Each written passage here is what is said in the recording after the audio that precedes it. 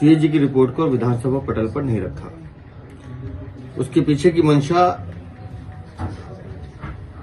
ये थी कि वो अपने भ्रष्टाचार, अपनी चोरी को छुपाना चाहते थे। और जैसा हमने चुनाव में वादा किया था कि दिल्ली की जनता को कि हम विधानसभा के पहले सत्र में हमारी सरकार सीएजी की रिपोर्ट विधानसभा पटल पर रखी थी और 2 सीएजी रिपोर्ट अब तक विधानसभा पटल पर आ चुकी हैं। एक एक्साइज पॉलिसी को लेकर है और दूसरी हेल्थ को लेकर है। अब एक्साइज पॉलिसी में आप लोगों ने हमारे विधायकों को, हमारे मंत्रियों को भी सुना कि किस तरह से उन्होंने जो सीएजी रिपोर्ट में जो चीजें मेंशन है कि किस तरह से जानबूझकर नीति को बदला गया, जानबूझकर पैसे कमाने की रास्ते ढूंढे गए, जानबूझकर जितने भी ब्रांड्स हैं उनको पार्टिसिपेट नहीं करने दिया और जानबूझकर 3 ब्रांड, एक इंडोस्ट्रिट, महादेव लिकर और बिंडको, ये 3 कंपनीज ऐसी थी जिन्होंने 70% पूरी एक्साइज पॉलिसी में ब्रांड को मैनिपुलेट किया। मतलब आपने स्पर्धा भी ईमानदारी से नहीं की, लोगों को काम नहीं करने दिया और जो कर रहे थे उसमें कैसे अवैध शराब को बढ़ावा देना, कैसे चोरी करना, कैसे रेट को मैनिपुलेट करना और एक पर्टिकुलर ब्रांड्स को बढ़ावा देना। मतलब एक बहुत मोटा खेल आम आदमी पार्टी, अरविंद केजरीवाल, मनीष सिसोदिया ने खेला था। और मुझे लगता है कि खुद स्पीकर साहब ने भी पीएससी में वो रिपोर्ट भेजी है। निसंदेह इस पे और आगे तेजी से कार्रवाई होगी, जांच होगी और जितने भी दोषी हैं वो सब इसमें सजा के पात्र होंगे। और इसी तरह से हेल्थ डिपार्टमेंट, मुझे अफसोस इस बात का है कि दिल्ली की सरकार या किसी भी सरकार का ये काम होता है कि हम लोग जनता के लिए सुविधाएं पैदा करें, लेकिन मैं इस रिपोर्ट को देखकर हैरान हूं कि कोविड में जो राशि केंद्र सरकार देती है उस राशि को आप यूटिलाइज नहीं करते हो, लोगों की मदद नहीं करना चाहते हो। तो ये आम आदमी पार्टी की सरकार तो ऐसी सरकार थी जो जनसेवक कम और ये दुश्मन सरकार थी जिसने अपने स्वार्थ के लिए, अपनी लूट के लिए दिल्ली की जनता को मरने के हालात में छोड़ दिया। सर्जरी के लिए 1-1 साल तक का जगह नहीं है। बेड ऑक्यूपेंसी 189% दिखा रहे हैं। मतलब या तो मरीज एक बेड पे 3 है या जमीन पे सोते होंगे मरीज। इस तरह के खुलासे और किस तरह से अस्पतालों के निर्माण में देरी की गई, किस तरह से रेट्स को एस्केलेट किया गया कि उसमें पैसे कमाने की कैसे हम सोच सकते हैं, नकली दवाइयां देने का काम किया गया।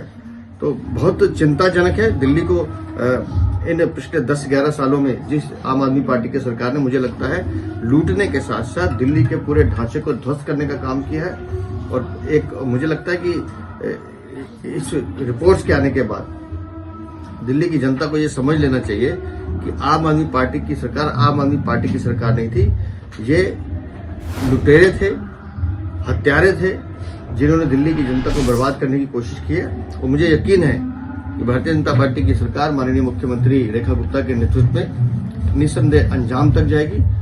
इन सबकी जांच होगी और जितने दोषी हैं उनके खिलाफ कार्रवाई होगी। और साथ साथ जितने भी प्रोजेक्ट्स हेल्थ से जुड़े हुए हैं, जहां डेवलपमेंट के काम होने हैं, जहां स्वास्थ्य सेवाओं को बढ़ावा देने का काम होना है, और अभीम योजना जो केंद्र सरकार की बड़ी महत्वाकांक्षी योजना जिसमें 2400 करोड़ रुपए दिल्ली के लिए है, इसी पूरे ढांचे को दुरुस्त करने के लिए, उस योजना को भी लागू करके हम दिल्ली वालों को बेहतर स्वास्थ्य सेवा दें, इस लक्ष्य के तहत हम लोग काम करेंगे। और निस्संदेह मोहल्ला क्लिनिक के नाम पर जिस तरह से भ्रष्टाचार का खेल हुआ है, आम आदमी पार्टी ने अपने ही लोगों के घरों में जिस तरह से क्लिनिक खोल के किराए का एक साधन बनाने की और पैसे कमाने की कोशिश की है। मोहल्ला क्लिनिक में डॉक्टर्स नहीं है, मेडिसिन नहीं है, इक्विपमेंट नहीं है, थर्मामीटर तक भी उपलब्ध नहीं है किसी का मरीज देखा जाए। और जो जानकारी मिल रही है कि 30 सेकंड में एक मरीज देखा जा रहा था। 30 सेकंड में तो आदमी नाम भी नहीं लिखता है मरीज का।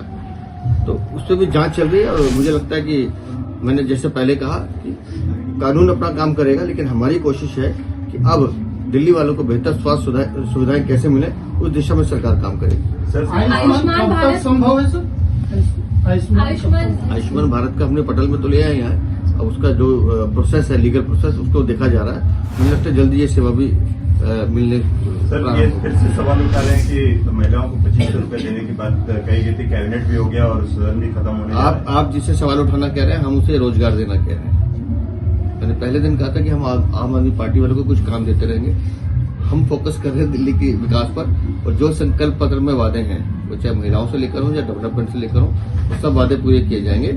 उनसे कहिए कि उन्होंने 10 सालों में जो काम किए हैं जो लूट किया है उसका ब्यौरा दें, हमसे सवाल ना पूछें। सर, एक सवाल है कि सर दिल्ली सरकार ने यमुना में क्रूज चलाने के लिए टेंडर जारी किया है, तो आपको लगता है कि यमुना सफाई हो पाएगी और ये दिल्ली वालों को एक बनारस में मैं बहुत विनम्रता के साथ लेकिन आत्मविश्वास के साथ कह रहा हूँ, 3 साल का टारगेट हमने लिया है, लेकिन उससे पहले हम यमुना माँ का जो हमने वादा किया है निर्मल और अविरल बहे वो भी पूरा करेंगे, और जो क्रूज चलाने की बात है वो भी होगा, और यमुना रिवर फ्रंट बहुत सुंदर और बेहतर हम सब दिल्ली वालों के साथ आपके साथ जाके देखेंगे, ये मुझे सामने दिखाई देता है और ये चरितार्थ होगा।